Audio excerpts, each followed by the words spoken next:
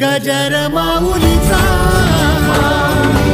गजर माऊलीचा लेकुराचे हित वाहे माऊलीचे चित्त ऐशी कळबळ्याची जाती करिला भावीन प्रीती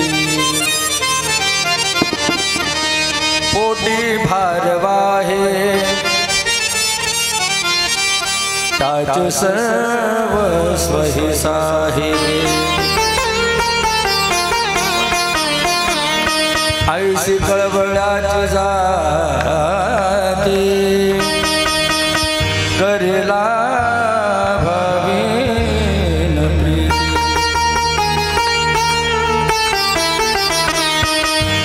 तुका म्हणे माझे तुम्हा संतावरी ऐशी कळबळ्याची जाती करिला भावीन प्रीती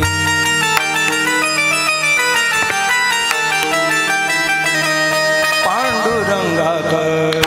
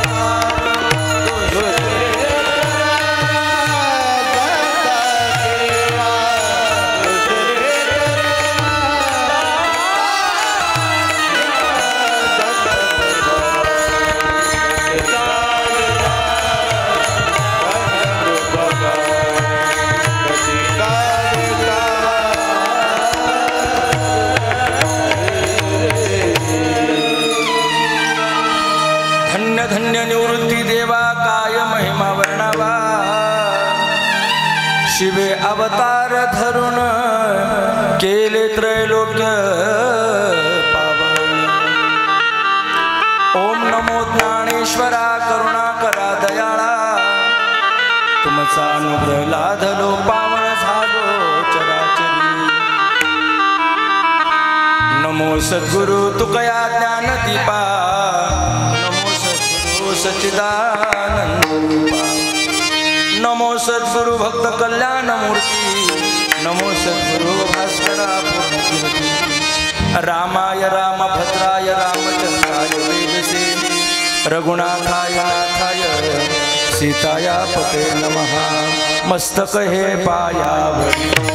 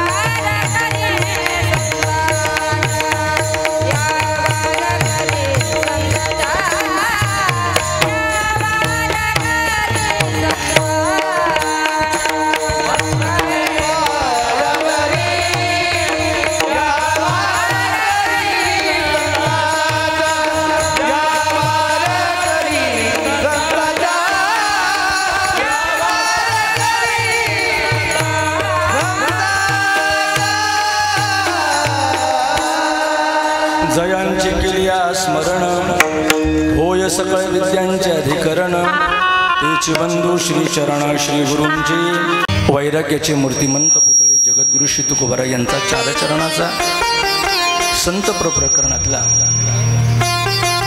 संतांचं आणि तुकोबारा यांचं काय नातं आहे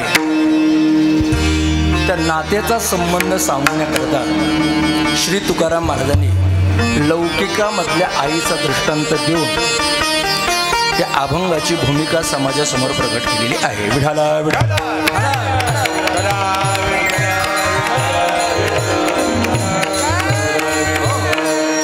सेवेला प्रारंभ करण्यापूर्वी थोडा अल्प परिहार असा. पुण्यपावन असणारा आपला हा नाशिक जिल्हा गोदामाईच्या तटावरती आपण मंडळी वास्तव्याला आहोत. संतोक्तीप्रमाणे सांगायचं ठरलं तर गोदातटी निर्मळे देवदेवांची रावळे संत महंत मेळे दिवस जाय सुखाचा. पवित्र पावन असणाऱ्या श्री स्वामी दिव्यानंद गिरीजी महाराज यांच्या चरणकमलानं पुनीत झालेलं हे गाव नाशिक जिल्ह्यातील सिन्नर तालुक्यातील बारागाव पिंपरी अत्यंत रमणीय पवित्र आणि सुंदर असं हे गाव आहे. याच गावामध्ये आज उगले परिवारातल्या एका माय माऊलीचा प्रथम पुण्यस्मरणाचा कार्यक्रम आहे, ज्याला आपण वर्ष श्राद्धाचा कार्यक्रम म्हणतो. मातोश्री कैलासवासी सौ हिराबाई बाळू उगले या आईनं मागील वर्षी याच तिथीला आपला देह भगवान परमात्म्याच्या चरणी समर्पित केला. बोलता बोलता बोलता आज वर्ष निघून गेलेलं आहे आणि त्याच निमित्तानं हा ओगले परिवारानं मातेला आदरांजलीचा श्रद्धांजलीचा कार्यक्रम म्हणून कीर्तन सेवा सादर केलेली आहे. त्यामध्ये शोकाकुल परिवार आहेत, पती आहेत श्री बाळू तुकाराम उगले, त्याचप्रमाणे मुलं आहेत प्रकाश बाळू उगले, राजाराम बाळू उगले, मुलगी आहे निशा भाऊसाहेब गोडसे, खाली दीर आहेत, भाऊ आहेत, मोठा परिवार आहे, पुतणे आहेत. श्री निवृत्ती तुकाराम उगले, शंकर तुकाराम उगले, भाऊ आहेत नरहरी पांडुरंग वाणी, केरू पांडुरंग वाणी. त्याचप्रमाणे पुतणी आहेत, जावा आहेत, सुना आहेत, नातू आहेत. हा मोठा विस्तीर्ण परिवार आहे. पाठीमागं बॅनरवरती सगळ्यांची नावं आपण पाहू शकता, वाचू शकता.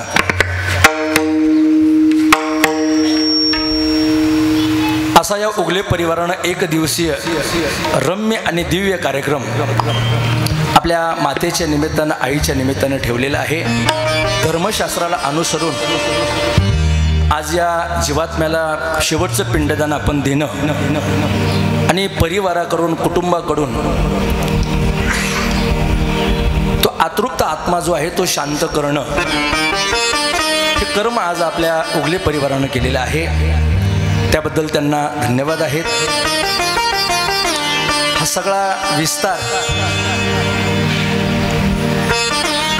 या परिवारातल्या सदस्यांनी खूप दिवसापासून अट्टहासानं दिलेला होता. म्हणजे आदरणीय अथर्वजी दादा उगले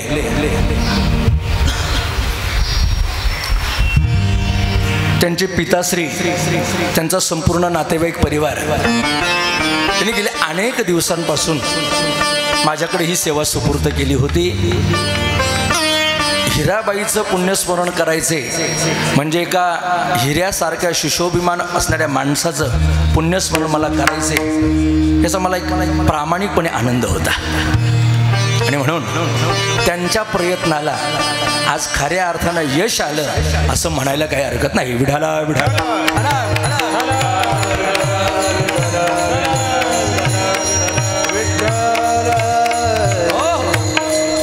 मला एका गोष्टीची विशेषता वाटते. परिस्थितीनं नाजूक असून सुद्धा, गरिबीचे दिवस काढून सुद्धा या आईनं आपल्या परिवाराचा वटवृक्ष इतक्या मोठ्या विस्तीर्ण रूपामध्ये विस्तारला, वाढवला, याचा मला वाटतं स्वाभिमान आहे, आनंद आहे. पण दुसऱ्या गोष्टीचं दुःख असं आहे का ज्या आईची आज सगळ्या परिवाराला गरज होती, तिचं जाण्याचं वय नसताना सुद्धा आज गोकुळासारख्या भरलेल्या घराला सोडून आज ती परमात्म्याच्या घरी गेली, ज्याचं मात्र आम्हाला कायमचं दुःख आहे. आज ही मुलं रडतील, मुलगी रडेल, सुना रडतील, भाऊ रडतील, नातू रडतील, पुतणे रडतील, यात नवल नाही हो. सगळा गणगोत आणि परिवार रडेल. दादांनो, माणूस गेल्यानंतरच माणसाची किंमत कळत असते. जिवंत असेपर्यंत कोणाचीच किंमत कोणाला कळत नाही. आईच्या निमित्तानंच आज सेवा आहे आणि म्हणूनच तर तुकोबारांचा अभंग या निमित्ताने मी निवडलेला आहे. पुन्हा एकदा परिवाराला धन्यवाद देतो. आमच्या अथर्व दादाचे परिश्रम आणि त्याला सहकार्य आणि पाठबळ देण्याकरता आमचे परमस्नेही परममित्र असणारे आदरणीय ओमदादा कांबळे असतील. आणि विशेष म्हणजे आज गुरु शिष्य दोघंही एकाच व्यासपीठावरती वाजवायला आहेत. जरा टाळी वाजवून स्वागत करा. आमचा अथर्व दादा ज्यांच्याकडे ज्ञानाचे धडे घेतोय, शिक्षणाचे धडे घेतोय, ते आदरणीय प्रेममूर्ती आमचे विकीराज महाराज सांगळे महाराजांच्या सानिध्यामध्ये आज आपल्या या परिवारातला हा छोटासा मुलगा आकाशामध्ये गगन भरारी घेतोय. मी सुरुवातीलाच कौतुक करतो.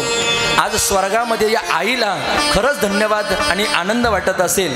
कालच या मुलानं एक जागतिक लेवलची जी तबल्यामधली परीक्षा होती, त्या परीक्षेमध्ये 1 नंबरनं त्या ठिकाणी आलेला आहे. जरा टाळी वाजवा आमच्या दादा.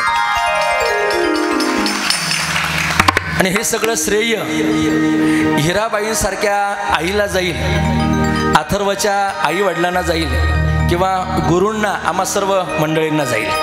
म्हणून तुम्हा सगळ्यांचं मी या ठिकाणी व्यासपीठावरून कौतुक करतो. हार्मोनियमची कीबोर्डची साथ करण्याकरता आमचे ओमदादा स्वतः आहेतच.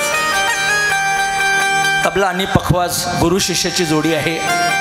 विण्याची सेवा करण्याकरता आमचे माऊली आहेत, त्यांनाही धन्यवाद.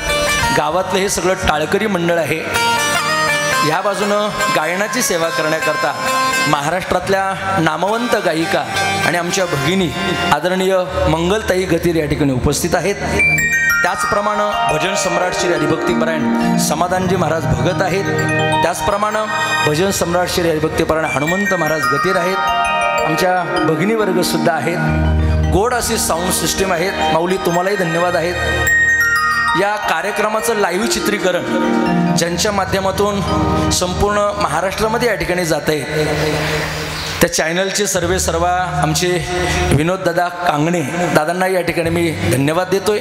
उपस्थित पुरुष मंडळ, महिला मंडळ, आप्तेष्ट गणगोत नातेवाईक सर्वांच्या चरणी विनम्र भावानं अभिवादन करतो आणि उरलेल्या वेळामध्ये अभंगाचं चिंतन करण्याचा प्रयत्न करतो. विठाला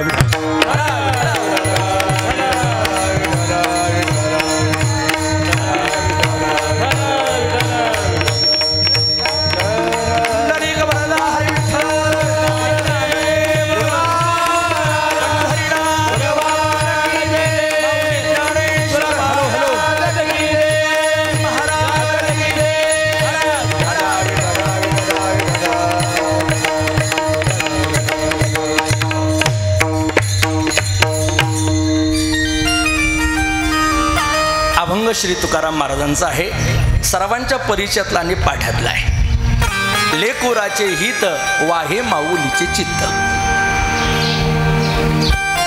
तुकाराम महाराजांनी या अभंगातून संतांचं महत्त्वाचं प्रतिपादन केलेलंच आहे, पण संतत्वाचं प्रतिपादन करत असताना मातृत्वाला सुद्धा कुठं धक्का बसलेला नाही आहे. आईचे सुद्धा गोडवे याच निमित्तानं महाराजांना गायलेले आहेत. आपण पारमार्थिक जाणकार श्रोते आहात. फार कीर्तन करण्यापेक्षा अगदी थोडं कीर्तन आपण करणार आहोत. बसलेल्या मंडळींची परिस्थिती मला माहिती आहे. उष्णता भरपूर आहे, गरम होते. कीर्तनकारानं या सगळ्या गोष्टीचं भान आणि नॉलेज ठेवलं पाहिजे. 11 वाजलेले आहेत. 12 वाजेपर्यंत आपण ही सेवा मातेच्या चरणी समर्पित करणार आहोत. त्याचं कारणही असं आहे, गरुड पुराणानं गेलेल्या जीवात्म्याला पिंडदान देण्याची वेळ ही दुपारी 12 वाजताची ठेवलेली आहे. आर्यमा नावाची देवता ही स्वर्गामधून मृत्यू लोकामध्ये येते आणि त्या पितरांचा घास हा पितृ लोकामध्ये पोहोचवण्याचं काम करते, असं गरुड पुराण सांगते. आणि आपण धर्माला आणि शास्त्राला मानणारी माणसं आहोत. याच अनुषंगानं आज या परिवारानं आईच्या निमित्तानं जो पिंडदानाचा कार्यक्रम केलेला आहे आणि त्या निमित्तानं ज्ञानदान आणि नंतर अन्नदान हे सगळं पुण्य आज हिराबाईंना अर्थात उगले परिवारातल्या या आईच्या चरणी समर्पित होणार आहे. पिंड पदावरी पिंड पदावरी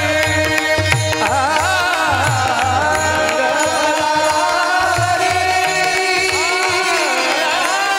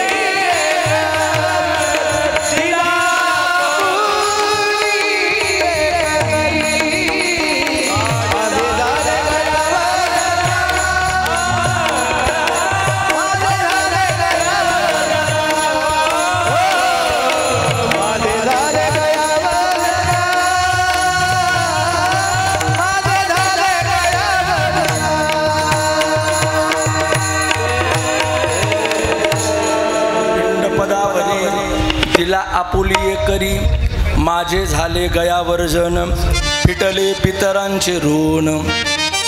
आज आई वडिलांच्या ऋणातून उत्तीर्ण होण्याकरता हा अल्प स्वल्प या परिवारानं केलेला प्रयत्न आहे. श्रोते हो, माणसाच्या जीवनात तिघांचे उपकार आहेत. एक देवाचे उपकार आहेत, दुसरे संतांचे उपकार आहेत आणि तिसरे आई वडिलांचे उपकार आहेत. ठीक आहे महाराज, अनेक कीर्तनकार मंडळी आम्हाला सांगतात देवाचे उपकार, संतांचे उपकार, आई वडिलांचे उपकार. पण हे उपकार जर आम्हाला फेडायचे असतील तर आम्ही कशाने फेडले पाहिजे? ऐकून ठेवा.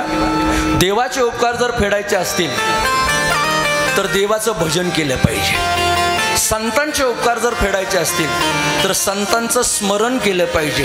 आणि आई वडिलांचे उपकार जर फेडायचे असतील तर आई वडिलांची सेवा केली पाहिजे. विठाला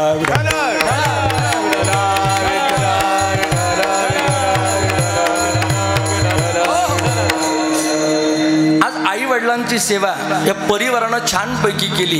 पण आता गेल्यानंतर मात्र त्यांच्या आठवणींना उजाळा देण्याचा कार्यक्रम आहे. वर्ष श्राद्ध त्यालाच म्हणतात. श्रद्धेन क्रियते जायाहा इति श्राद्ध. जे भक्तिभावानं केलं जातं, जे प्रेमानं केलं जातं, गेलेल्या माणसाविषयी आस्था असेल, श्रद्धा असेल, भाव असेल, प्रेम असेल, सद्भावना असेल, त्या निमित्तानं जे केलं जातं ना मंडळी, त्याला वर्ष श्राद्ध म्हणतात. वर्ष श्राद्ध माफी मागून बोलतो, अलीकडं समाजातली लोक वर्ष श्राद्ध हे श्रद्धेनं नाही करत तर ते स्पर्धेनं करतात. बरोबर ना? स्पर्धेनं करतात. यांनी हा जर महाराज आणला असेल तर याच्यापेक्षा मी मोठा महाराज आणेल. बरोबर ना? यांनी हे जर गायक आणले असतील तर यांच्यापेक्षा दुसरे मी मोठे गायक आणेल. पण भाऊबंधांच्या नाकावरती टिचून कार्यक्रम करेल. खरं सांगावं, तुमच्या स्पर्धेमुळं गेलेल्या माणसाला समाधान मिळेल का? अजिबात नाही. या उलट तुम्ही गरीब असाल आणि गरीब असून जर तुम्ही अगदी साध्या सुध्या प्रकारे जरी तुम्ही श्राद्ध केलं, ब्राह्मण बुवा बोलवले आणि त्यांच्या हातून पिंडदान करून घेतलं आणि पितरांपर्यंत ती जर आहुती पोचवली तर मला वाटतं तुमचे पितर तृप्त झाल्याशिवाय राहणार नाही. महाराज आज वेगळं वळण लागले लोकांना. कॉम्पिटिशन ज्याला आपण म्हणतो, कॉम्पिटिशन, याच्याहीपेक्षा माझा कार्यक्रम टोलेजंग कसा होईल, आज ही भूमिका आहे. बरोबर ना? अरे वर्ष श्राद्ध हे स्पर्धेनं करण्यापेक्षा वर्ष श्राद्ध हे श्रद्धेनं करा, ते पितरांपर्यंत पोहोचल्याशिवाय राहणार नाही. विठाला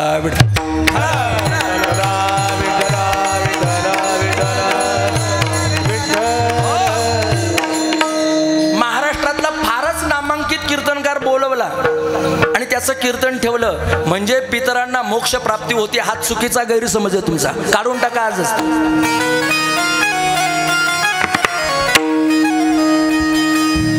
कीर्तनकार किती महागडा आहे, किती महागड्या पाकिटाचा आहे याच्याही पेक्षा तुम्ही केलेलं जे कर्म आहे ते किती श्रद्धेचं आहे हे महत्वाचं आहे. आणि त्या श्रद्धेपोटीच त्या पितरांपर्यंत ते फल पोचू शकतं. मला उगले परिवाराचा स्वाभिमान वाटला. परिस्थितीनं जरी गरीब असतील तरी सुद्धा अत्यंत सद्भावने आणि प्रेमानं हा श्राद्धचा कार्यक्रम त्यांनी या ठिकाणी संपन्न केलाय. कार्यक्रमानंतर सर्वांना सुरुची असं भोजन ते देणार आहेत, पण त्या अगोदर ज्ञानदान आणि नंतर अन्नदान आहे.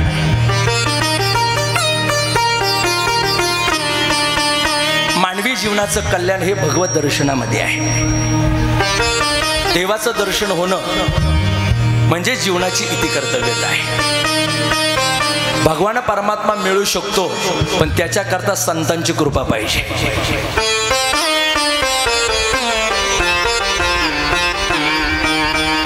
हरि प्राप्ति से उपाय,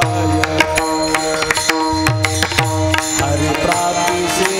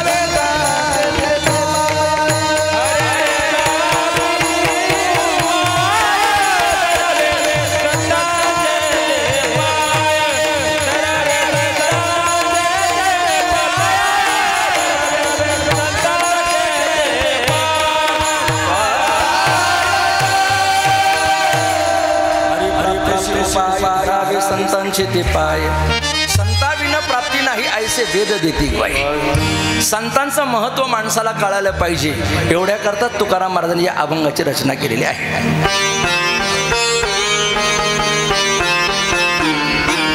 ज्ञानोबा म्हणतात, तैसे हरपले आपण पे पावे, तै संता ते पाहता गिवसावे, म्हणून वानावे ऐकावे त्याची सदा. का संतांचं वर्णन केलं पाहिजे, का संत समजून घेतले पाहिजे.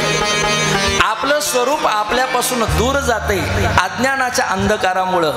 ते अज्ञान बाजूला करून ज्ञानप्राप्ती करण्याकरता संतांची भेट घेतली पाहिजे.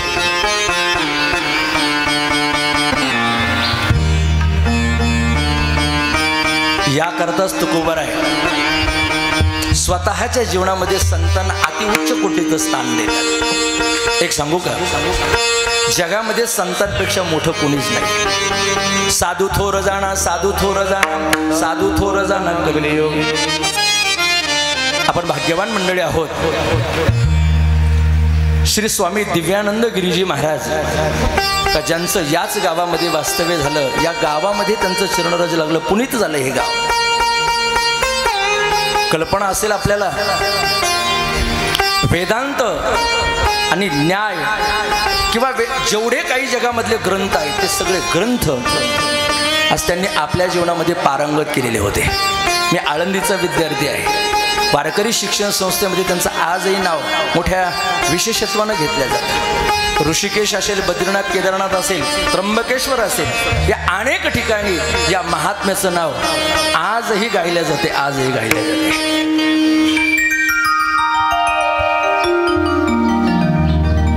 आपल्याला त्याची किती कल्पना असेल वा नसेल याची मला मात्र कल्पना नाही.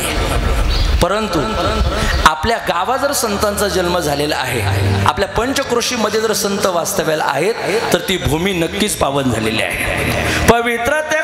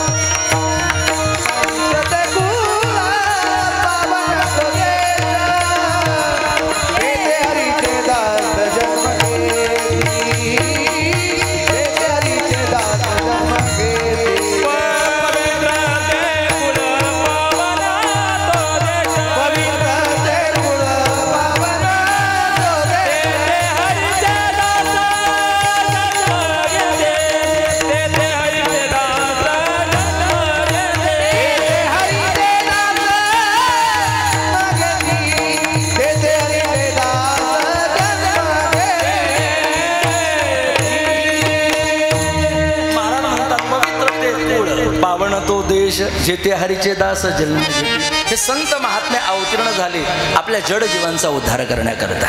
मंडळी थोडं लक्ष द्या. अज्ञान हे प्रत्येकाच्या मागे आहे आणि अज्ञान जाऊन माणूस सज्ञान व्हावा हीच भावना हीच लालसा संतांच्या जीवनामध्ये आहे. आमचे गुरुवर्य शांतीब्रह्म मारुती बाबा खुरेकर आम्हाला पाठामध्ये एक दृष्टांत सांगायचे. तेवढा दृष्टांत सांगतो आणि अभंगाच्या पहिल्या चरणावर येतो. काय झालं, एका गावामध्ये एक कुटुंब होतं, पती पत्नीचं जोडपं.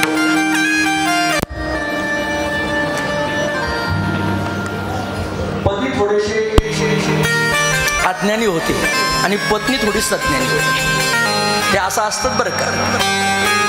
कुटुंबामध्ये कोणीतरी एक हुशार असावं लागतं, नाहीतर मग त्यांचा प्रपंच होत नाही. बरोबर आहे ना. पती हुशार असेल तर पत्नी अडाणी पाहिजे आणि पत्नी हुशार असेल तर पती, आणि दोघंही हुशार असले तर मग घटस्फोट होतात. बरोबर आहे ना. दोघंही जर शिकलेले असले तर मग कोर्टामध्ये जावं लागतं. कोणीतरी एखाद्यानं माघारी घेतली पाहिजे. जुन्या काळामध्ये पहा, माणसं मुलगी करत असताना सहज म्हणायची मुलगी थोडी कमी शिकलेली असली तरी चालेल पण ती घर सांभाळणारी पाहिजे. बरोबर ना. आता दोघांमध्ये कॉम्पिटिशन असते. मुलगाही म्हणतो मी इतकं शिकलेला आहे, मला माझ्याच लेवलची मुलगी पाहिजे. आम्ही सेटल होत नाही तोपर्यंत लग्न करणार नाही. सेटल होईपर्यंत टक्कल पडतं.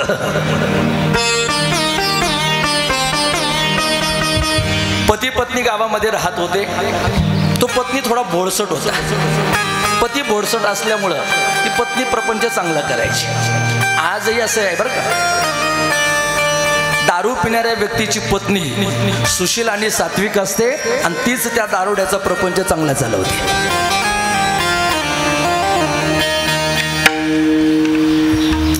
शिन्नर सारखं तालुक्याचं गाव होतं. आठवडे बाजार होता. बायकोनं सांगितलं हो मी काबाड कष्ट करते, शेतीमध्ये राबराब राबते, लेकरांकरता हा सगळा प्रपंच उभा करते, कमीत कमी तुम्ही बाजार तर हप्त्याचं घेऊन येत चालला ना. तो बोळसटपती म्हटला अगं मी जर बाजारामध्ये गेलो आणि मी जर तिथं हरवलो तर मग काय करायचं. तिने एक युक्ती केली. ती म्हटली बघा तुम्ही हरवणार नाही, मी तुमच्या पायाला काळा दोरा बांधते, जोपर्यंत पायाला काळा दोरा आहे तोपर्यंत तुम्ही हरवले जाणार नाही. हे सूत्र लक्षात ठेवायचं. सतत सतत पायाकडे पाहायचं. पायामध्ये काळा दोरा दिसला समजून घ्यायचं मी आहे. पायामध्ये काळा दोरा त्यानं बांधला.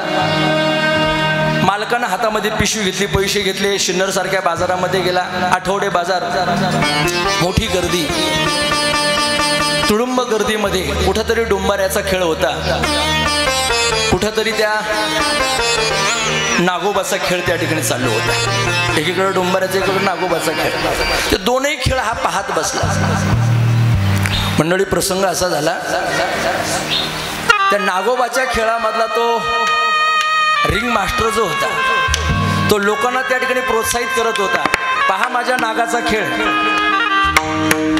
माझ्याकडे लक्ष द्या, आकर्षित व्हा माझ्याकडं, माझा कार्यक्रम पहा आणि मला पैसे द्या, असं त्या लोकांना त्या ठिकाणी तो प्रोत्साहित करत होता.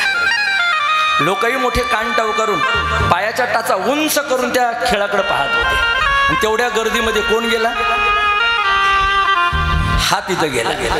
जो अज्ञानी आहे बोळसट आहे तो तिथं गेला. तोही बाजार करायचा टाकून कार्यक्रम पाहत बसला.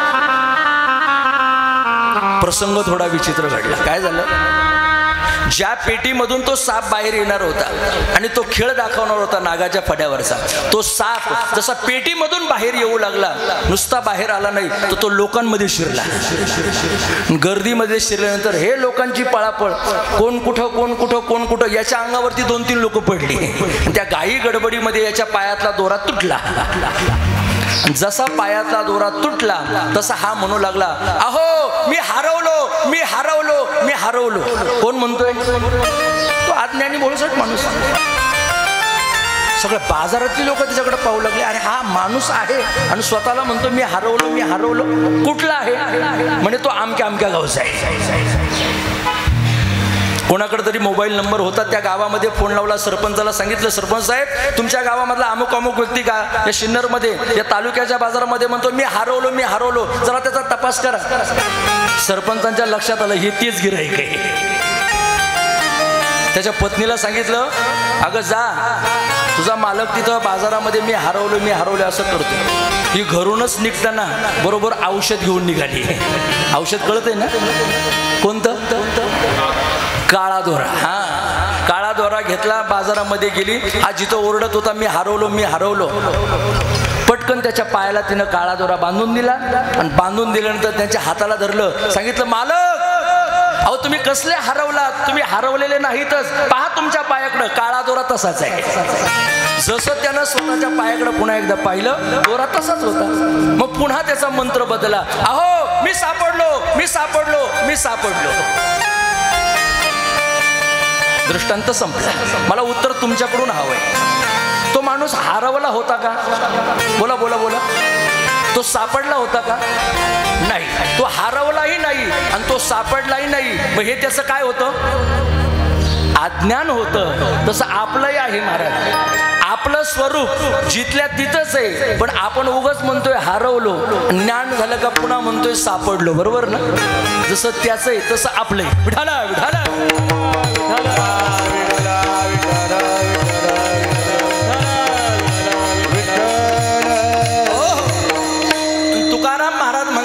हे स्वतःचं मूळ स्वरूप सांगण्याकरताच संत महात्मे वैकुंठावरून इथं आले. आम्ही वैकुंठ वाशी आलो याची कारण अशी, उजळावया आलो वाटा, खरा खोटा निवाडा. सत्य सांगण्याकरता आम्ही इथं आलो आणि त्या सत्याची ग्वाही संत महात्म्यांनी या समाजाला पटवून दिली. तुकोबारांच्या लक्षात आलं, इतके उपकारी संत जर असतील तर त्या संतांचं उपकाराचं स्मरण आम्ही जीवनामध्ये कायमचं ठेवलं पाहिजे. आणि म्हणून अशा संतांना काय उपमा द्यावी, ती उपमा देण्याकरता मातृत्व त्यांच्या समोर आलं, आईचं प्रेम समोर आलं. आणि तुकाराम महाराज म्हटले, व्यवहारातली आई जशी लेकराला कधीच विसरत नाही, कायमचं स्मरण तिच्या चित्तामध्ये लेकराबद्दल असतं, तसं संत सुद्धा परमार्थामध्ये आम्हा साधकांकरता कायमचे जागृत राहतात आणि आमचं हित करतात. अभंगाचं पहिलं चरण.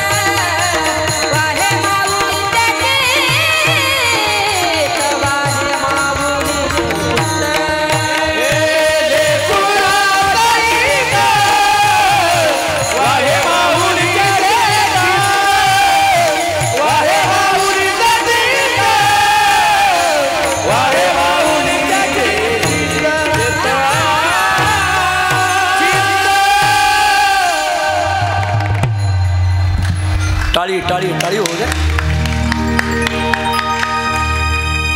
लेकुराचे हित वाहे माऊलीचे चित्त. तुकाराम महाराजांनी पहिल्या चरणामध्ये अत्यंत गोड दृष्टांत देऊन संत महात्म्यांचं उपकार जगाला स्मरण करून दिलेले आहेत. फार गोड चाल म्हटली ताईंनी. काय असतं, गाणाऱ्या जर तानसेन असतील तर ऐकणारे सुद्धा कमीत कमी कानसेन तरी पाहिजे. कलाकाराला किंवा गंधर्व सभेला गुणीजनांना तुमच्या पैशापेक्षाही तुमच्या अनुमोदनाची जास्त ताकद मिळते महाराज.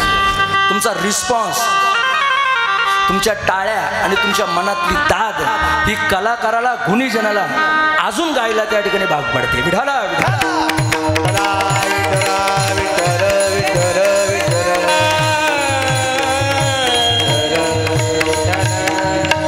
हे कुराचे हित वाहे माऊलीचे चित्त.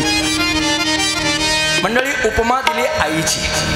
कोणीतरी असं म्हटलं तुकाराम महाराजांना, तुकाराम महाराज आईची उपमा देण्यापेक्षा संतांना उपमा द्यायला पाहिजे होती पावसाची, मेघाची उपमा द्यायला पाहिजे होती. का? अरे मेघ पाऊस हा असा आहे महाराज, तो भेदभाव करत नाहीये. नाही विचारित मेघ हगंदारी देत, मेघ हगंदारी देत, मेघ हगंदारी देत.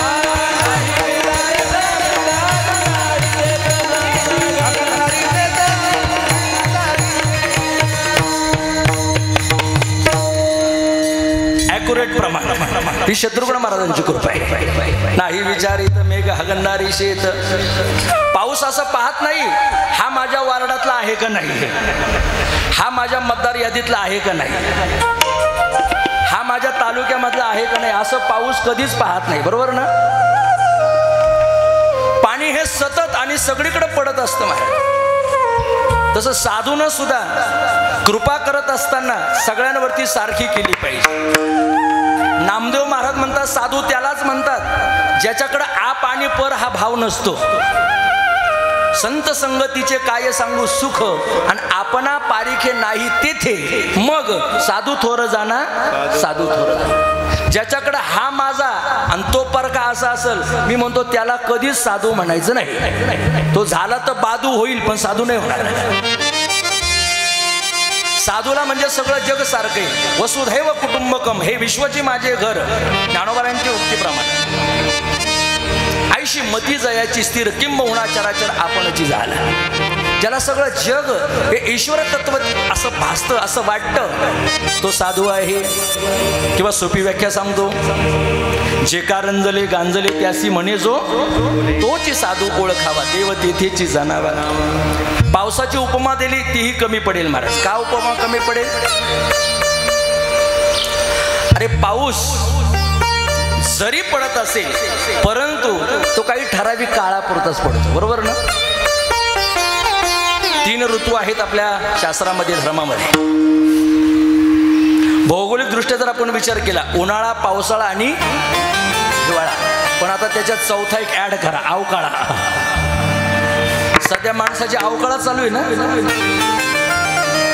पाऊस आहे अवकाळ्या आणि माणसाच्या अवकाळाच. विठाला विठाला.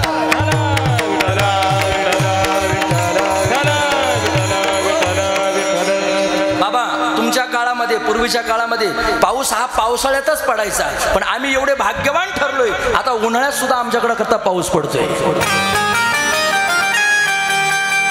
कांद्याची वाटच लावतो महाराज, द्राक्षांची वाट लावतो.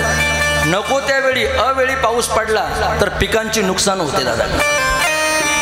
आहे पावसाकडं देण्याची वृत्ती आहे, पण ती ठराविक काळापुरती आहे. संत मात्र नेहमी त्या ठिकाणी कृपेचा वर्षाव करतात. वर्षत सकळ मंगळी ईश्वरनिष्ठांची मांदियाळी. पसायदानामध्ये माऊलीने सांगितलंय, हे संत महात्मे सतत वर्षाव करतात कृपेचा, सतत.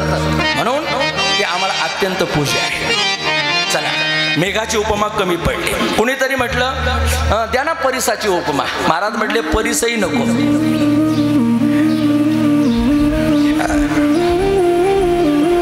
मेघ उदार परी ओसरे म्हणून उपमेसी न पुरे, एक प्रमाण. दुसरं, या संताचे हे देणे, या संताचे हे देणे, कल्पतरुहुनी तुने, कल्पतरुहुनी तुने, परिसा परिसा आगा आगाध जेणे परिसा परिसा आगाध जेणे चिंतामणी ठेंगणा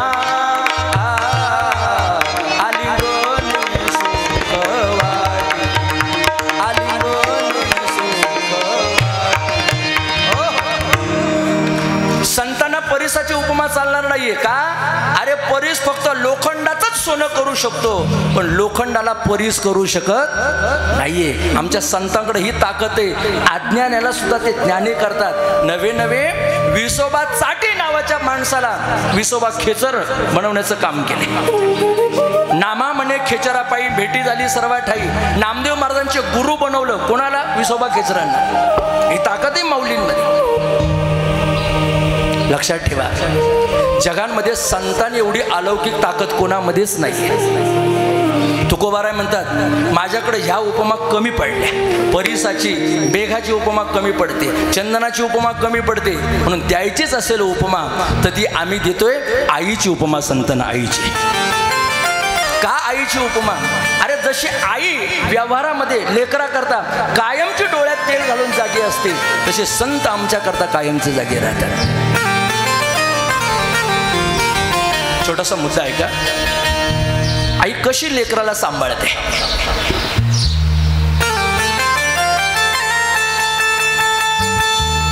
शेतामध्ये जर राहत असतील, गावामध्ये जर आईला आणि लेकराला यायचं असेल तर कधी कधी मोठी बिकट समस्या निर्माण होते, प्रसंग होतो. मग आई काय करते? त्या लेकराला सांगते बाळू त्या लिंबाच्या झाडापर्यंत चल, मग तुला मी कडेवरती उचलून घेईन. तो बाळू पळत पळत पळत पळत लिंबाच्या झाडापर्यंत जातो. त्याला अपेक्षा असते आपण इथपर्यंत आलोय, आता आपली आई आपल्याला काय करेल? उचलून घे. मग तिथपर्यंत आई जाऊन पोहोचली का पुन्हा आई त्याला आमिष दाखवते. एक काम कर बाळू, आता लिंबाचं झाड आलंय ना, आता त्या आंब्याच्या झाडापर्यंत चाल. तो पुन्हा एकदा पळत पळत आंब्याच्या झाडापर्यंत जातो. आता त्याला वाटतं नाही लिंबाच्या झाडाजवळ आईनं कडेवर उचलून घेतलं, कमीत कमी आंब्याच्या झाडाजवळ तरी उचलून. तिथपर्यंत आई पोहोचते. आई पुन्हा म्हणते अरे बाळू गाव जवळ आले, आता चल गावापर्यंत. मग तो बाळू हट्टाला पेटतो, नाही आता मला तू उचलून घेतलंच पाहिजे, नाहीतर मी इथंच पाय घासरणार, मी इथंच रडणार. मग अशा वेळेला त्या आईला त्या लेकराची दया येते आणि आई लेकराला कडेवरती उचलून घेते आणि कडेवर उचलून घेऊन त्या गावापर्यंत आणून पोहोचवते. दृष्टांत संपला माझा. संत सुद्धा आपल्या जीवांना, या लेकरांना, थकलेल्या जीवांना कडेवरती उचलून घेतात आणि भगवान परमात्म्याच्या गावाला नेऊन पोहोचवतात. भागली या मज वाहती, भागली या मज वाहती,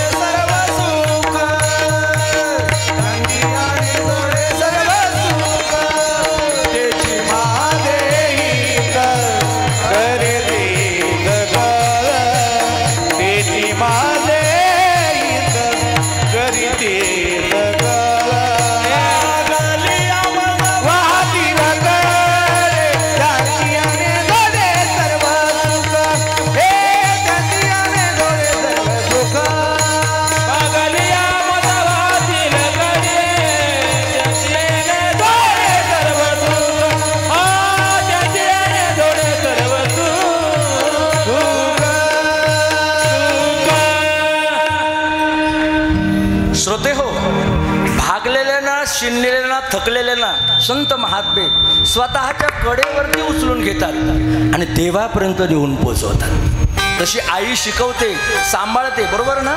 तसे संत सुद्धा समाजाला शिकवतात, सांभाळतात आणि जागवतात. काय सांगू आता संतांचे? या अभंगामध्ये 3 क्रियापद आहेत: जागविती, शिकविती आणि सांभाळी. मी नेहमी सांगत असतो आई मुलाला कसं सांभाळते. साने गुरुजींच्या आईनं जसं स्वतःच्या मुलाला सांभाळलं होतं तसं आई त्या ठिकाणी मुलाला सांभाळते. आपण बहुश्रुत श्रोते आहात.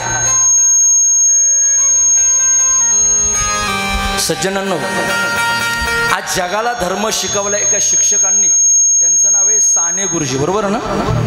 खरा तो एकची धर्म जगाला प्रेम, बरोबर ना. प्रेम अर्पण करणं ही भाषा मला वाटतं साने गुरुजींनी इतकी दुसरी कोणीच नाही शिकवली. हा खरा माणसाचा धर्म आहे. माणुसकी जपणं हा माणसाचा धर्म आहे. अलीकडं माणुसकी ही मोबाईलनं शिकवली माणसाला, एवढी आपली बिकट परिस्थिती आली आहे. विकी दादा, कधी कधी डायलर टोन आपल्याला ऐकायला मिळते ना समोरच्याची. हीच आमुची प्रार्थना अन हेच आमुची मागणी, मानसाने मानसास मानसास मागणी. हीच आमुची प्रार्थना हेच आमुची मागणी, मानसाने मानसास मानसास वागणी. माणसाने माणसाशी माणसासारखं वागणं याला माणुसकी म्हणतात. पण बाबा, अलीकडं लोकांकडं माणुसकी राहिलेलीच नाही. तुम्हाला काय बोलायचं या विषयावर बोला. जुन्या काळात जी माणुसकी होती ती आज इतकी प्रगती झाली तरी लोकांकडे पाहायला भेटत नाही.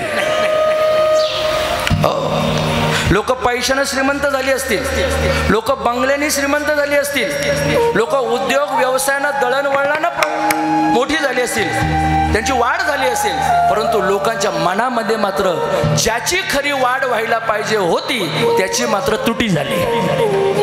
प्रेम वाढायला पाहिजे होतं, आस्था वाढायला पाहिजे होती, एकमेकाविषयी सद्भावना वाढायला पाहिजे होत्या. पण मला वाटतं सगळ्यात मोठा दुष्काळ लोकांना त्याचा पडलाय, बरोबर ना.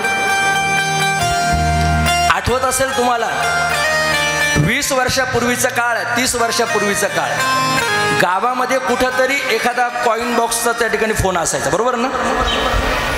1 रुपया टाकायचा आणि फोन करायचा. आठवते ना तुम्हाला. 1 रुपया टाकल्यानंतर आपल्या नातेवाईकांना माणूस जेवढ्या प्रेमानं बोलत होता, आता फ्री टॉक टाइम आहे तरी सुद्धा माणसं तेवढ्या प्रेमानं बोलत नाहीत, बरोबर आहे ना. आता जिओनं फ्री केलंय माणसाला, जिओ फ्री जिओ, तरी सुद्धा माणसं 1 मिनिटही नातेवाईकांशी बोलत नाही, वेळ नाही. लोक कधी कधी आम्हाला म्हणतात, हो महाराज आम्हाला मरायला सुद्धा वेळ. तुमच्याकडे मरायला वेळ काढावा लागतो का? असेल तर तसं सांगा बा, आम्ही एखादा पास काढण्याकरता बघा. अहो अलीकडं मरणं इतकं सोपं झालंय बाबा, इतकं सोपं झालंय. मी कधी कधी गमतीनं म्हणतो, जगणं अवघड आहे आणि मरणं सोपं आहे. आता जगणं फार अवघड आहे. आता भाऊबंधांच्या कसाटीतून जगणं अवघड आहे, गावाच्या कसाट्यातून जगणं अवघड आहे, समाजाच्या कसाट्यातून जगणं अवघड आहे. मरणं किती सोपं झाले. हार्ट अटॅक आला का माणसं, खानदेशामध्ये आम्ही कीर्तनाला जातो, जळगाव धुळे परिसरामध्ये, तिकडे एक म्हण आहे माऊली, उनी उचकी न गई पुचकी. गुचकी लागली, कळ उठली छातीमध्ये, दरदरून घाम आला का समजून घ्यायचं हार्ट अटॅक आलाच. काही करू देत नाही मग तेथे नचली काय सत्ता संपदा पुढे संचित देईल वाईन तुका म्हणे तय्यम आज्ञा. काही चालत नाही तिथं. आले देवाजीच्या मना तेथे कोणाचे काही चालत नाही. एक काम करा, आहे तोपर्यंत प्रामाणिक वागा, सगळ्यांशी प्रेमानं जगा. हीच शिदोरी शेवटी कीर्ती रूपानं तुमची उरणार आहे. मरावे परी कीर्ती रूपी उरावे. आज या उगले परिवारामध्ये आमची हिराबाई मात्र कायमची कीर्ती रूपानं राहिलेली आहे. विठाला विठाला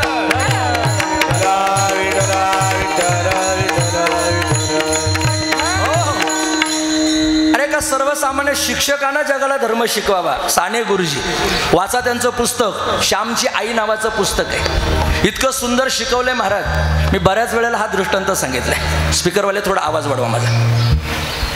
महिला मंडळ तुम्ही लक्ष द्या खास करून, हे प्रबोधन तुमच्या करता हे माझं आत्ताच. साने गुरुजी अर्थात तो श्याम जेव्हा लहान होता तेव्हा शाळेमध्ये निघालेला होता. जात असताना श्यामच्या आईनं घरामध्ये सारवण केलं होतं, शेणाचं सारवण. कारण पूर्वीच्या काळी महिला पहाटे 4 वाजता उठायच्या, घरामधली सगळी कामं धंदे उरकायच्या, सडा समार्जन रांगोळी काढायच्या, बरोबर ना. हे पूर्वीच्या काळी होतं. आता महिला पहाटे उठत नाही. मग कधी? पहाटे 8 वाजता. बरोबर ना? तुम्ही हसताय याचा अर्थ दाल में कुछ काला आहे. खरंय महाराज. आता महिला पहाटे 4 वाजता उठत नाही. ती श्यामची आई होती, उठली महाराज, घर सारवण केलेलं होतं. श्याम शाळेत निघाला, 7ची शाळा होती. मला कधी कधी हे गंमत विशेष वाटते बरं. लहान पोरांची शाळा सकाळी आणि ठोंब्यांची वा दुपारी. कॉलेजवाले कधी?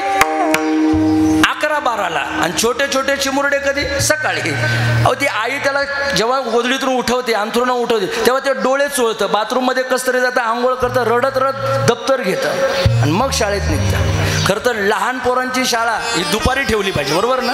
आणि ठोंब्यांची जेव्हा त्यांची शाळा सकाळी 7 वाजता होईल तेव्हा त्यांचं रात्री नेट बंद होईल. विठाला विठाला.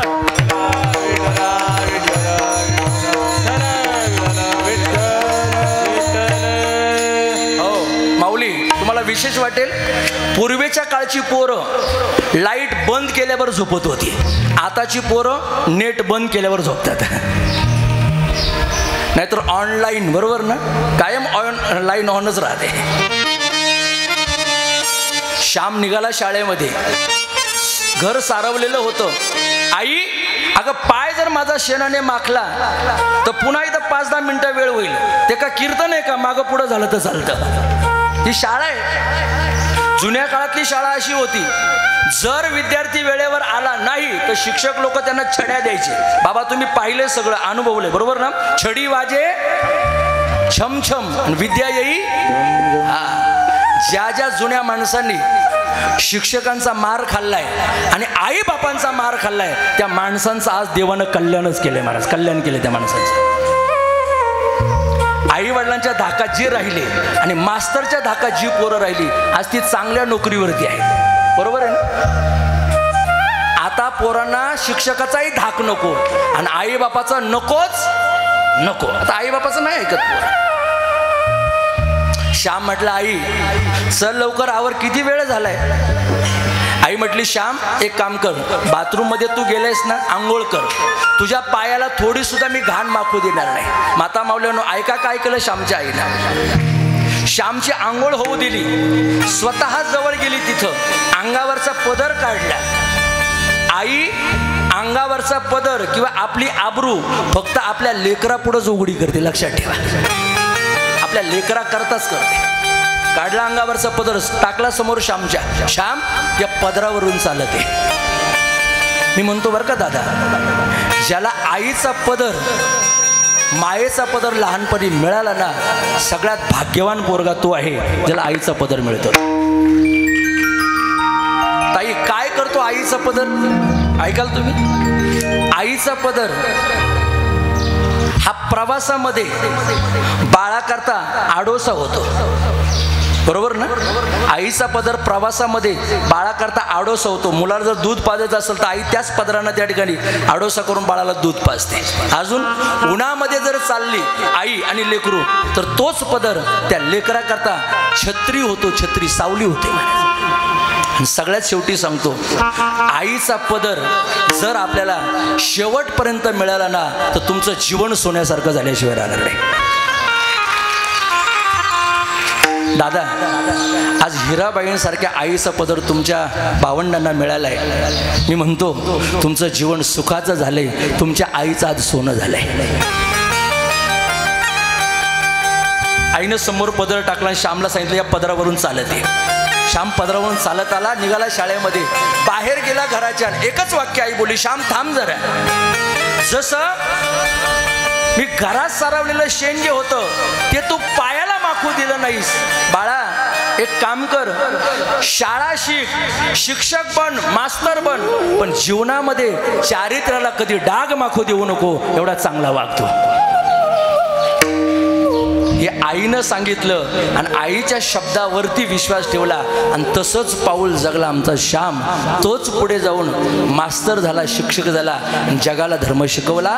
त्यांचं नाव आहे साने गुरुजी. आईमुळंच मुलाचं जीवन बदलतं. म्हणून तुकोबाराय म्हणतात, लेकुराचे हित वाहे माऊलीचे चित्त. श्रोते हो, एवढा कळवळा जीवनामध्ये दुसऱ्या कोणालाच नाहीये. तुकोबाराय म्हणतात ही कळवळ्याची जात जर कोण असेल तर फक्त आई आहे. दुसरं चरण. ऐसी कळवळ्याची जाती. चला चला ऐसी कळवळ्याची जाती. बोला बोला. ऐसी कळवळ्याची जाती. ऐसी कळवळ्याची जाती. ऐसी कळवळ्याची जाती. ऐसी कळवळ्याची जाती. ऐसी कळवळ्याची जाती. ऐसी कळवळ्याची जाती.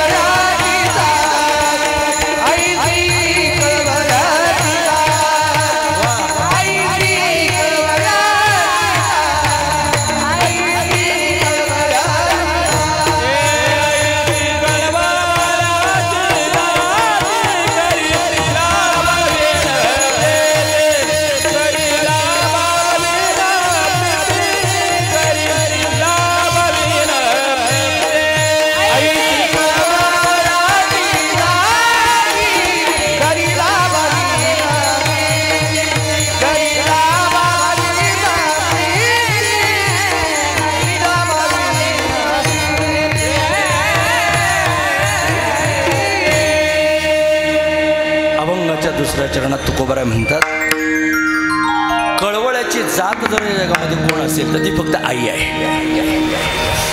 बाबांनो, बाकी लोक तुमच्यावर प्रेम करतील पण ती स्वार्थापोटी करतील. उगले पाटील आज हा एवढा जनसमुदाय आलाय आमच्या सहित. आम्ही तुमच्यावर प्रेम करत असो पण कुठंतरी आमच्या अंतःकरणामध्ये सुप्त स्वार्थ आहे. पण तुमच्या मातेच्या अर्थात आपल्या आईच्या अंतःकरणामध्ये एक किंचितही तुमच्याबद्दल स्वार्थ नव्हता. आईनं तुम्हाला लहानचं मोठं केलं, गरिबीचे दिवस काढले महाराज. मला सांगितलं अलीकडे या परिवारानं आईनं कुठेतरी धरणावरती काम करावं, मोलमजुरी करावी, काबाड कष्ट करावे. वडिलांचं जीवन अर्थात या हिराबाईच्या पतीचं जीवन हे एक आदर्श जीवन. ताई, प्रत्येकाच्या जीवनामधला बाप आणि आई ही आडाने जरी असले तरी ते सन्मानाला पात्रच राहतात. बरं लक्षात ठेवा. फार कीर्तन ऐकण्यापेक्षा थोडं कीर्तन ऐका.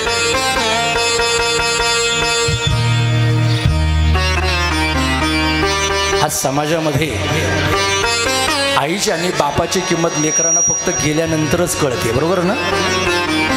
असेपर्यंत नाही कळत. दादा, या महाराष्ट्राचा इतिहास आहे. या महाराष्ट्राला साधू संत हे गेल्यानंतर कळले आणि आईबाप सुद्धा गेल्यानंतरच कळले. ज्ञानेश्वर महाराज होते तोपर्यंत लोकांना किंमत नाही कळाली, तोपर्यंत त्यांच्या अंगावर शेणच फेकलं. बरोबर ना?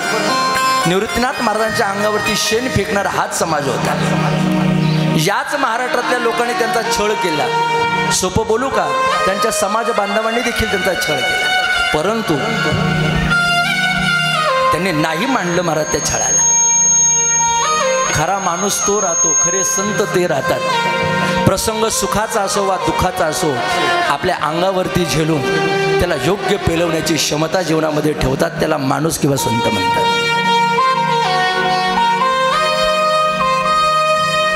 समयासी सादर व्हावे देव ठेवील तैसे राहावे कोणी दिवसी बैसोनी हातीवर कोणी दिवसी पालकी सुभेदार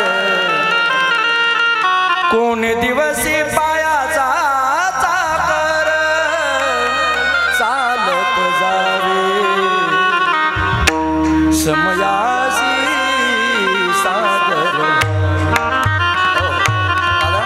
जो प्रसंग असेल त्या प्रसंगाला माणसाला निमूटपणे सादर केलं पाहिजे आलिया भोगासी असावे सादर हिराबाईनं आपल्या जीवनात फार सुख दुःख पाहिली दादा आज इथं बसलेला माझा समाज बांधव प्रत्येक बाप प्रत्येक आई त्यानं जुन्या काळामध्ये गरिबी पाहिलीच मला कोण श्रीमंत होतं त्या काळात सांगा ना मला बाबा काय असेल तुमची परिस्थिती बोला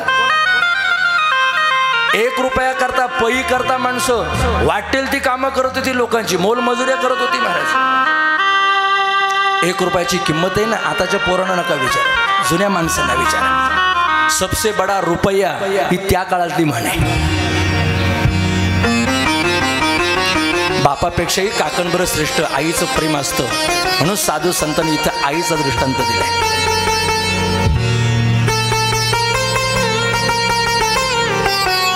आपल्यावर काही कळवणारे लोक असतात आपल्याबद्दल काही हळहळणारे लोक असतात आणि आपल्याबद्दल काही जळणारे लोक राहतात विस्तार करत नाही सरळ सांगतो जळणारे लोक आपले भाऊबंद राहतात बरोबर ना आपण बंगला बांधला का त्यांच्या पोटात डबा उठलाच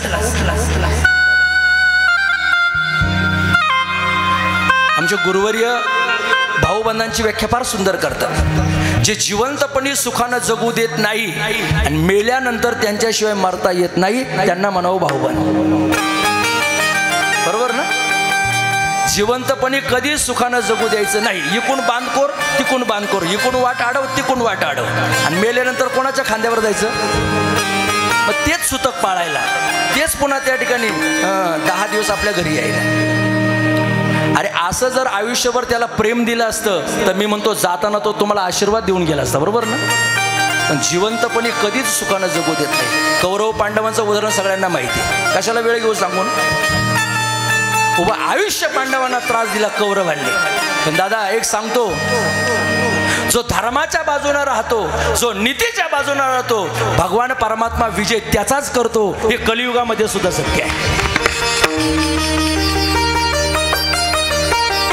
विनोद दादा कलियुगामध्ये माणसाचा रथ धर्म कलियुगामध्ये ज्याचा रथ धर्माचा आहे भगवान कृष्ण आज त्याच्या रथावर सारथ्य करण्याकरता तयार आहे आणि त्याचाच विजय करून देणार आहे देव फक्त तुमचा रथ धर्माचा पाहिजे लोक म्हणतात कलियुग खोट्याचा आहे बरोबर ना मी मान्य करतो ना आज खऱ्या माणसाला फार त्रास आहे बरं का पाटील खऱ्या माणसाला इतका त्रास आहे खरा माणूस घरात चालत नाही खरा माणूस भाऊबंधांमध्ये चालत नाही खरा माणूस गावात चालत नाही खरा माणूस राजकारणात चालत नाही नाही खरा माणूस जगामध्ये कुठं चालत नाही बरोबर आहे ना पण खऱ्या माणसाच्या मागं जग जरी नसलं तरी माझा पांडुरंग मात्र खऱ्याच्या मागं कायमचा उभा आहे म्हणून कलियुगामध्ये खऱ्याच माणसाचे दिवस येणार आहेत भगवान के घर देर है लेकिन अंधेर नहीं विठाला विठाला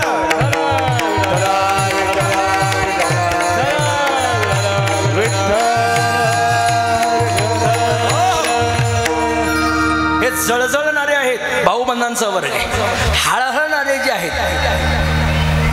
त्यांचा एक वर्ग आहे आणि कळवळणारे जे आहेत त्यांचा एक वर्ग आहे हळहळणारे आहेत ते आहेत साधू संत बुडते हे जन न देखवे डोळा येतो कळवळा हळहळ वाटते तळमळ वाटते त्यांना तळमळ करतात ते या जगाची म्हणून ते संत असतात आणि कळवळा करते ना महाराज ती आई असते आई लेकराची आई असते तिला आई म्हणतात वासराची असते तिला गाई म्हणतात बरोबर ना वासराची गाय लेकराची माय तुम्हाला मला जीवनामध्ये आई जितकं मोठं करेल तितकं बाकी कोणी मोठं करू शकणार नाही 9 महिने 9 दिवस पोटामध्ये वागवलं आणि या जगामध्ये तुम्हाला प्रगट केलं म्हणून तिचे उपकार विसरू नका दादांना आईशी कळवळ्याची जाती करी लाभाविन प्रीती. ज्याचा स्वभाव असतो ना मला तो स्वभाव कधी बदलत नाही. आईचा स्वभाव प्रेम करणे तो कधी जाणार नाही. एक छोटासा दृष्टांत सांगतो. 12 वाजायला आलेले आहेत याची कल्पना मला आहे आणि विठोबा रुक्माई आपण भजन करणार आहोत. हाताने टाळी वाजवा. विठाला विठाला.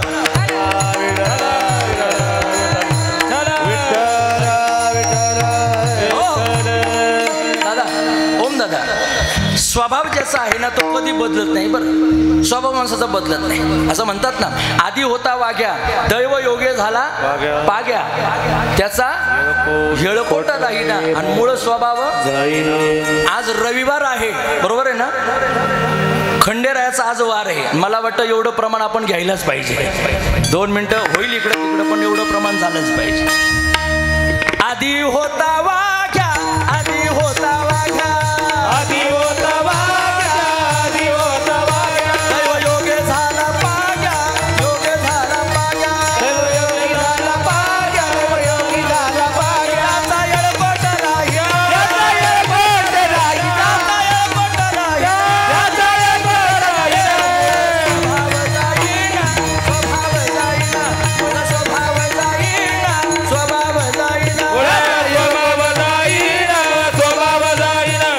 स्वभाव जाईना स्वभाव जाईना स्वभाव जाईना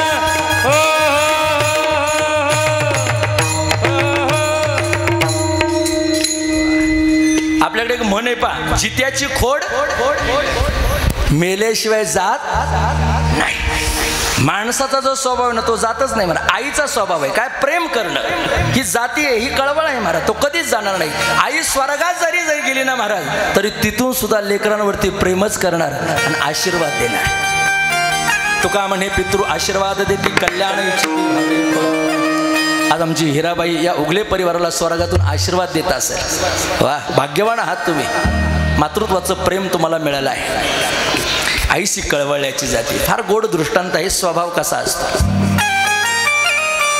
एका गावामध्ये एक नाभिक समाजाचा मनुष्य होता. न्हावी होता. इथलं सोडून बोलतो बरं का बाहेरचं सांगतो. तो नाभिक समाजाचा मनुष्य त्यानं एका डॉक्टरशी मैत्री केली. तो डॉक्टर होता जनावरांचा डॉक्टर. कशाचा डॉक्टर होता जनावरांचा स्पेशलिस्ट होता. कसंही जनावर असो ते जर आजारी पडलं तर तो बरं करायचा तो डॉक्टर. हा त्या डॉक्टरच्या संगतीमध्ये राहू लागला. एक दिवस प्रसंग असा झाला त्या डॉक्टरनं काय केलं एक म्हैस त्याच्याकडे आली होती. त्या म्हशीला अशी भली मोठी गाठ झालेली होती. आता ही गाठ कशी काढायची तर जुन्या काळामध्ये तो जुना डॉक्टर त्यानं काय केलं एक दामन घेतला. निखाऱ्यावरती तो दामन तापवला. अग्नीवरती तो दामन तापवला आणि तो दामन त्या म्हशीच्या त्या गाठ आलेल्या जागी डाव देण्याकरता गेला. तुमच्याकडे डाव देणंच म्हणतात ना का चटका देणं. डाव म्हणा चटका म्हणा काय म्हणा. तो डाव द्यायचा आणि त्या म्हशीचा तो जो दुर्गंधीयुक्त भाग आहे तो बाजूला काढून टाकायचा. डॉक्टर साहेबांनी दामन घेतला. लाल तापलेला दामन त्या म्हशीच्या अंगावरती ठेवला. असले सगळं सगळं दुर्गंधीयुक्त तो मटेरियल बाजूला काढलं आणि म्हैस दुसऱ्या दिवशी चारा खायला लागले. त्या सदगृहस्थानं डॉक्टरला फी दिली 1000 रुपये. नाव्यानं पाहिलं तो म्हटलं अरे वा चांगला धंदा आहे. एक डाव द्यायचा किती घ्यायचे 1000 रुपये घ्यायचे. तर म्हटलं आपण हे आता नाविकाचं कामच करायचं नाही. दाड्या डोक्या अजिबात करायचं नाही. आपण गाव सोडायचं बाहेर जायचं आणि मस्त हा धंदा सुरू करायचा. कोणाला माहिती हा खरा डॉक्टर आहे का खोटा डॉक्टर आहे. अलीकडे बोगस डॉक्टर बरेच निघालेत ना. आमच्या घोटी शहरामध्ये 18 डॉक्टरांची कॅटलॉग यादी निघाली. बोगस डॉक्टर 18 निघाले. तो म्हटलं परदेशामध्ये पलीकडे जाऊ दुसऱ्या गावामध्ये जाऊ मस्त आपला दवाखाना सुरू करू. ऐका मी दृष्टांत कशाकरता सांगतोय. स्वभाव जात नाही याच्याकरता दृष्टांत आहे. त्यानं त्याचा धंदा सुरू केला. व्यवसाय चांगला वाढू लागला. जनावरांचा डॉक्टर आहे म्हणून तोही प्रसिद्ध झाला. त्याच्याकडे सुद्धा अशीच एक म्हैस आली जिच्या शरीराला गाठ आली होती. तो म्हटला हे काय एका सुटकीचं काम आहे आपलं. 2 मिनिटामध्ये आपण ही म्हैस मोकळी करून टाकू. 1000 रुपये आपले खरे. त्यानं काय केलं, त्या घरमालकाला सांगितलं एक दामन घेऊन या, इथं अग्नी तापवा, म्हणजे अग्नीवरती तो दामन तापवायचा आहे म्हणे. बरं, अग्नी सुरू केला, लाकडं गौऱ्या असतील पेटवल्या, दामन तापला. दामन तापल्यानंतर आता हा मूळचा जातीवंत कोण होता येते ना तुमच्या लक्षात? जुन्या काळातल्या न्हाव्यांकडे वस्तारे होते आणि ते असे हातावर काय करावं लागायचे. बरं, हातावर झालं, त्या मशनीवर झालं का मग ते पुन्हा कुठं करावं लागायचं, मांडीवरती. आता हा जातीवंत नावी असल्यामुळं त्यानं तो तापलेला दामन घेतला आणि पहिला कार्यक्रम कुठं केला आणि दुसरं, याला म्हणतात मूळ स्वभाव. अरे तू डॉक्टर होशील बाबा, डुप्लिकेट डॉक्टर होशील, पण तुझा मूळ स्वभाव मात्र जाऊ शकत नाही. तसं आई ही गरीब असो वा श्रीमंत असो, आईचा मूळ स्वभाव मात्र बदलू शकत नाही. प्रेम करणं हा तिचा स्वभाव आहे. आईशी कळवळ्याची जाती करी लाभावी न प्रीती. अरे पोरानं लाथा जरी मारल्या, भाकर जरी फेकून दिली, तरी आई म्हणते माझ्या पोराचं कल्याणच झालं पाहिजे. बरोबर ना? याला म्हणतात आई. 9 महिने 9 दिवस पोटामध्ये वागवलं, पण कधी ओझं होऊ दिलं नाही. आपण शेवटचं प्रमाण घेऊ. पोटी भारव आहे त्याचे सर्वस्व हिस्सा आहे. 1 मिनिट लक्ष द्या फक्त माझ्याकडं. स्वामी विवेकानंदांना कोणीतरी विचारलं, विवेकानंद काय तुम्ही आईचे गोडवे गाता, नुसतं आईबद्दलच चर्चा करता, काय एवढं आईचं विशेषत्व आहे? स्वामी विवेकानंद म्हटले एक काम कर, हा 2 किलोचा दगड घे, तुझ्या पोटावरती बांध आणि फक्त 1 दिवस तू मला राहून दाखव. तो म्हटलं त्यात काय अवघड आहे. घेतला 2 किलोचा दगड, कपड्यामध्ये गुंडाळला, पोटावरती बांधला आणि केलं सुरुवात. महाराज राहिला. आई कसा बसा तो मनुष्य 1 तास राहिला, पण दुसऱ्या तासापासून त्याच्या पोटाला कळ लागायला लागली. तो म्हटला अरे हे काय सुरू केले. गेला विवेकानंदांकडं. विवेकानंदांना सांगितलं, विवेकानंद हे पोटाला दगड बांधून राहणं मला जमणार नाही. विवेकानंद म्हटले हीच आईची विशेषता आहे. 2 किलोचा गोळा आई पोटामध्ये 9 महिने वागवते, तुला साधा 1 तास वागवता आला नाही. हे आईचे उपकार आहेत, हे आईचं विशेष आहे. आईच्या स्तनामधलं दूध म्हणजे मुलाकरता अमृत राहतं. दादांनो, एक कल्पना ऐकूनच जा तुम्ही, आता जाता जाता ऐकूनच जा. माणूस मेल्यानंतर माणसाचे सगळे अवयव जळतात. हो, सगळे अवयव जळतात. उगले पाटील, सगळं जळतं माणसाचं शरीर, पण माणूस मेल्यानंतर फक्त त्याची एकच गोष्ट शिल्लक राहते. काय? हाडं शिल्लक राहतात. कोणीतरी त्या स्मशानभूमीमध्ये जाऊन त्या हाडांना विचारलं, का हो तुम्ही सगळं प्रेत जळालात, फक्त तुम्ही हाडच का शिल्लक राहिलात? त्या हाडांनी उत्तर दिलं, ही हाडं आम्ही जगलो त्याचं कारण एक आहे, आम्ही आमच्या आईचं दूध पिलोय. अग्नी सुद्धा त्या दुधाला जाळू शकत नाहीये.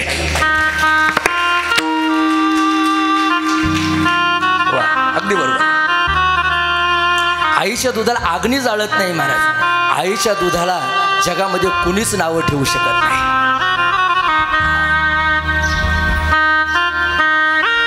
आईचं जीवन हे आमच्यासारख्या कीर्तनाकाराने 1 तास 2 तास सांगून नाही तुम्हाला कळणार. त्याच्याकरता आईच व्हावं लागेल, तेव्हा आईची किंमत कळेल.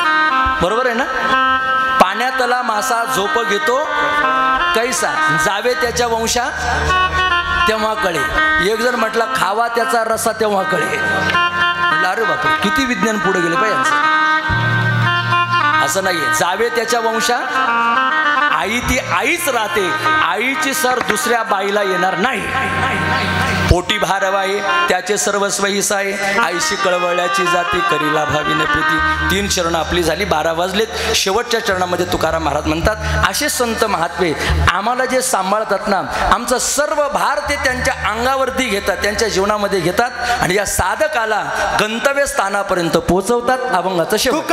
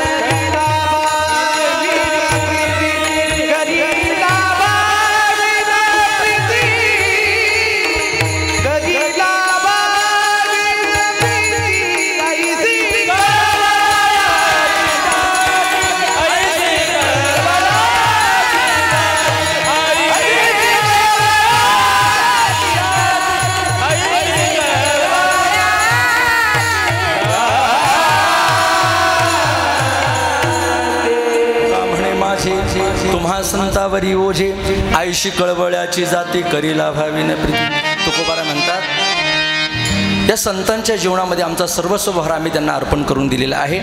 आता संत जसं आमचं जीवन चालवतील तशी त्यांना त्या ठिकाणी आम्ही मुभा देऊन टाकलेली आहे। तुम्ही संत माय बाप कृपावंत किंवा तुम्ही सनकाधिक संत मनविता कृपावंत एवढा करा उपकार सांगा देवा नमस्कार। हे संतांचं जीवन आईचा दृष्टांत देऊन तुकोबारांनी अभंगामध्ये प्रगट केलेलं आहे। सेवा संपलेली आहे। एकदा मोठ्या प्रेमानं विठोबा रुक्माई भजन करायचं आहे। उरलेल्या काही वेळामध्ये आपण पूर्णत्वाकडे जाण्याचा प्रयत्न करूया। हातानं टाळी वाजवा आणि मुखानं पांडुरंगाचं भजन। विठोबा रुक्माई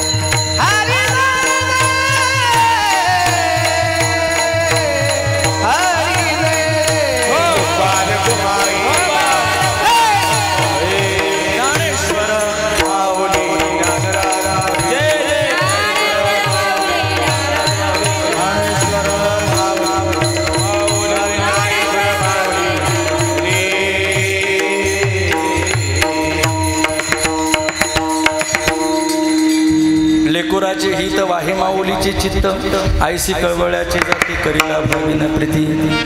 स्वर्गीय हिराबाई ओगले यांच्या स्मरणार्थ आपण ही सेवा या ठिकाणी संपन्नतेकडे नेलेली आहे। आज आई गेल्यानंतर या परिवाराला जे दुःख झालेलं आहे हे शब्दांना न वर्णन करण्यासारखं दुःख आहे। श्रोते हो,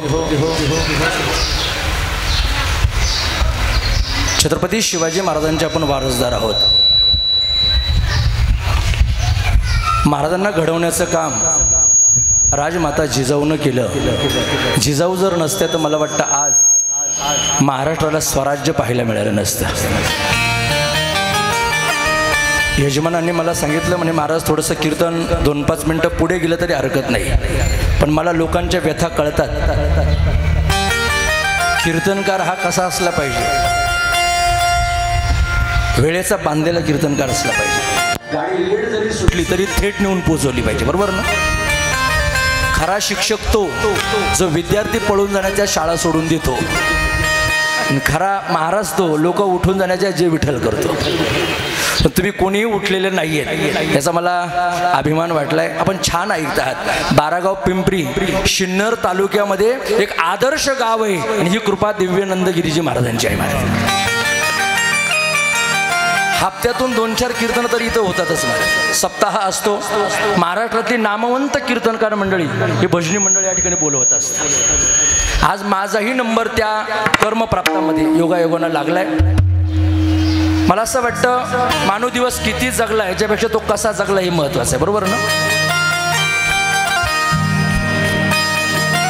छत्रपती शिवाजी महाराज फार दिवस नाही जगले महाराज। पण शिवाजी महाराजांनी जे कार्य केलं ते चंद्र सूर्य असेपर्यंत लोकांच्या स्मरणात राहिले नाही, लोक विसरू शकत. आज हिराबाईनं या परिवाराकरता काय काय केले हे मी सांगण्यापेक्षा तुम्हाला सगळ्यांना माहिती आहे महाराज. गरीब परिस्थितीमध्ये लेकरा बाळांची कशी त्या ठिकाणी तिने लग्न केली असतील. आदरणीय बाळासाहेबजी ओगले पाटील असतील, 6 जण भावांचं कुटुंब, बरोबर ना. आता सध्या ही 2 मुलं आहेत हिराबाईला, बाळासाहेबांना, एक मुलगी आहे. मोठा परिवार आहे त्यांचा. पण एक सांगू का दादा, गरिबीत काढलेले दिवस माणूस कधीच विसरत नाही बरं. श्रीमंती किती येऊ द्या माणसाकडं, श्रीमंतीमध्ये माणसाला गरिबीचे दिवस आठवले पाहिजे. माणूस वायाला जात नाही. नाही तर जुन्या लोकांची म्हण होती, गरिबी आली तर लाजू नका आणि श्रीमंती आली तर माजू नका. या पती पत्नीनं जीवनामध्ये गरिबी सहन केली पण कधी उन्मादपणा नाही केला. तेच संस्कार आज या लेकरांना लागले. अशी नातवंड तयार झाली. कुळी कन्या पुत्र होती जे सात्विक, तयाचा हरिक वाटे देवा. छत्रपती शिवाजी महाराज जेव्हा या महाराष्ट्राच्या मातीमध्ये जन्माला आले, शिवनेरी किल्ल्यावरती महाराजांचा जन्म झाला 19 फेब्रुवारी 1630. त्या दिवशी महाराष्ट्राची माती महाराजांकरता थै थै थै ते नाचत होते. लाल मातीच्या कणा कणातून सुगंध दरवळला,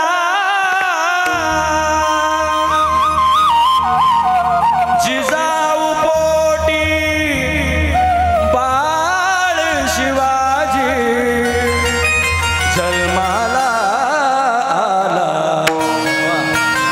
जय जय जिजाऊ, जय जय जिजाऊ, रयतेच्या या रक्षणा करता उचलली तलवार, दुश्मनांना ठार करून केले बहुपकार. अरे केलेल्या त्या उपकाराची मावळा मर्दा, केलेल्या त्या उपकाराची ठेव जराशी जाण, तुला रे माझ्या शिवशंभुवन शिवरायाची आण. जय जय जिजाऊ, जय जय जिजाऊ, जय जय जिजाऊ, जय जय जिजाऊ, जय जय जिजाऊ, जय जय जिजाऊ, जय जय जिजाऊ, जय जय जिजाऊ, जय जय जिजाऊ, जय जय जिजाऊ, जय जय जिजाऊ, जय जय जिजाऊ, जय जय जिजाऊ, जय जय जिजाऊ, जय जय जिजाऊ, जय जय जिजाऊ, जय जय जिजाऊ. क्षत्रिय कुलावतंस राजाधिराज योगीराज श्री श्री श्री छत्रराज की, धर्मवीर संभाजी महाराज की, भारत माता की.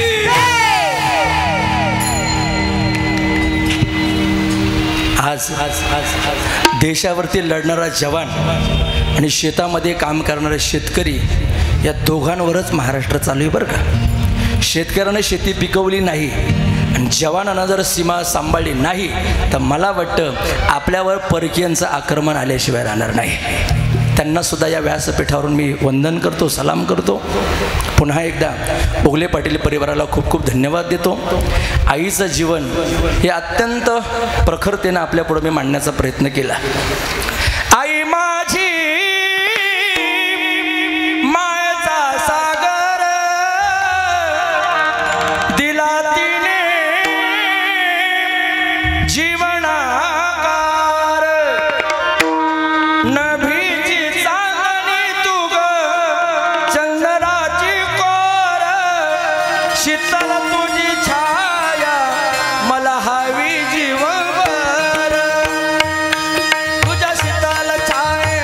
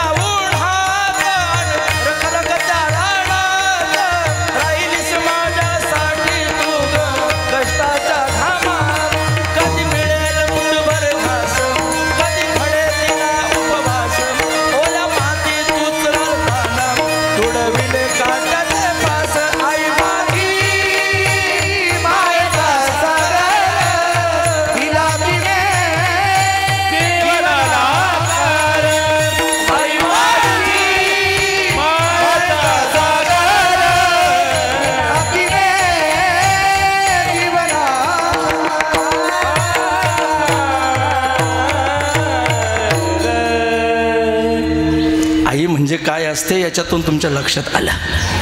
माझ्या माता माऊल्यांच्या डोळ्यांना धारा लागल्या, तुमच्या कडा पाणवल्या, याच्यावरूनच मी ओळखून घेतलं आईबद्दल तुमच्या मनात किती प्रेम आहे. संपला माझा विषय, कीर्तनही संपलं. दादांनो, ज्या निवृत्तीनाथ महाराजांच्या परिसरामध्ये आपण राहतोय, विश्वगुरु निवृत्तीनाथ महाराजांचा पायी दिंडी सोहळा, पायी पालखी सोहळा त्र्यंबकेश्वर ते पंढरपूर येत्या 10 जूनला प्रस्थान आहे. आणि 10 जूनला प्रस्थानासाठी सर्वांनी त्र्यंबकेश्वरला या आणि ज्यांना ज्यांना शक्य होईल त्यांना निवृत्तीनाथ महाराजांच्या त्या पायी पालखी सोहळ्यामध्ये पंढरपूरच्या वारीसाठी या आणि तुमच्या जीवनाचं कल्याण करून घ्या, पांडुरंग परमात्म्याची भेट करून घ्या. 10 जूनच्या प्रस्थानासाठी मी आपल्या सर्वांना आवाहन करतोय. निवृत्तीनाथ महाराज म्हणजे विश्वाचे नाथ आहेत, विश्वाचा तो गुरु स्वामी निवृत्ती दातारू. त्या निवृत्तीनाथ महाराजांचं आपण भजन करू आणि आपल्या वाणीला आपण पूर्णविराम देऊ. सर्वांनी हात वर करा. हा व्हिडिओ महाराष्ट्रामध्ये प्रसिद्ध होतोय. हिराबाई बाळासाहेब उगले पाटील यांच्या वर्ष श्राद्धाच्या निमित्तानं 12 गाव पिंपरीमध्ये झालेलं हे कीर्तन आणि हा निवृत्तीनाथांचा गजर सोहळा संपूर्ण महाराष्ट्रामध्ये, जगामध्ये यूट्यूबच्या माध्यमातून प्रसिद्ध होणार आहे. कोणीही भजन करण्याकरता आळस करू नका. निवृत्तीराया निवृत्तीराया सोपान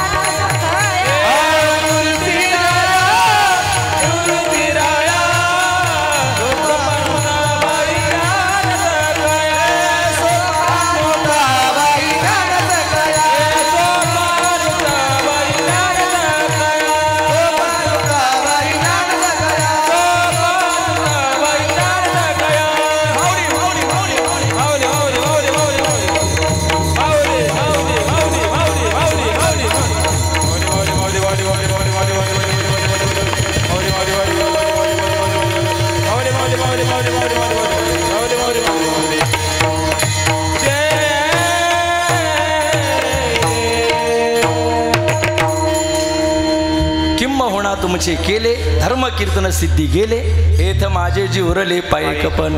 झालेली सेवा निवृत्तीनाथ महाराजांच्या चरणी, या मातेच्या चरणी समर्पित करतो.